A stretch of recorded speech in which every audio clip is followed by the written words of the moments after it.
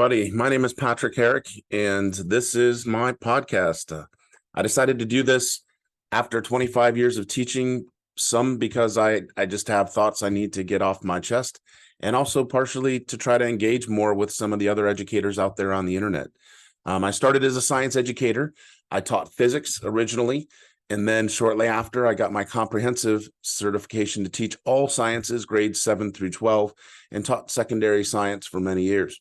A few years into teaching, I taught biology and geology, and I could relate that back to the physical science class that I had taught.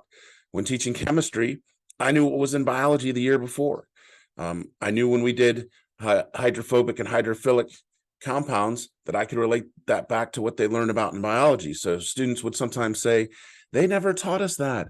Well, I knew they had been taught that, but the truth is they may never have learned it, or perhaps they forgot and just needed a little reminder, a specific example. If I were to say just hydrophobic or hydrophilic, they may not remember it, but if I could relate it back to an oil and water lab or something like that, then they might remember it a lot better. When I first taught first year teams in the high school, I helped lead the change in some interdisciplinary projects.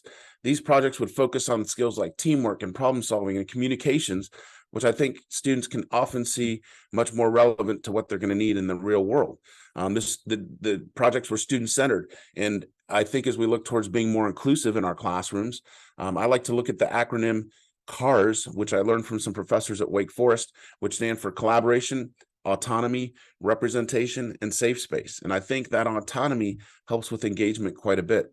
If we can use similar tools and mnemonic devices through vertical alignment, for instance, as students progress through a science or math sequence from year to year, or horizontally across a grade level, talking to other teachers at the same grade level, we can help students make more connections between disciplines, and it makes all of their learning much more relevant. We can avoid questions I got teaching science like, why are we doing this? This isn't math class, or this isn't English class, when math and writing are key components to being a good scientist. We need to make interdisciplinary connections to solve the world's complex problems. I taught AP Environmental Science for several years, and there are a lot of complex problems that come up in AP Environmental Science. So I try to bring in our AP Government teacher when we got to units that dealt with political science to show my students it's okay to ask for help from somebody with more expertise, and to show that connection to some of the social studies classes they were taking. When I've had to teach writing, I've often gone to the English department, or here at Ohio State, I go to our technical communication department to try to ensure that I'm using familiar terms when discussing, outlining, or how to tell a cohesive story. So as I develop this YouTube channel, I hope to share some of the following ideas. First, tips to using common terminology to help with that vertical and horizontal alignment. Second, examples of people in the workforce that use interdisciplinary content and skills. Third, review some of the books that I've been reading to catch up with my professional development and professional growth.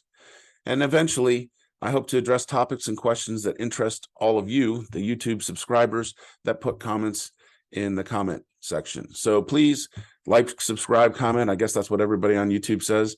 And I hope to share some more stories, at least over the next few months, and see if this is something that takes off.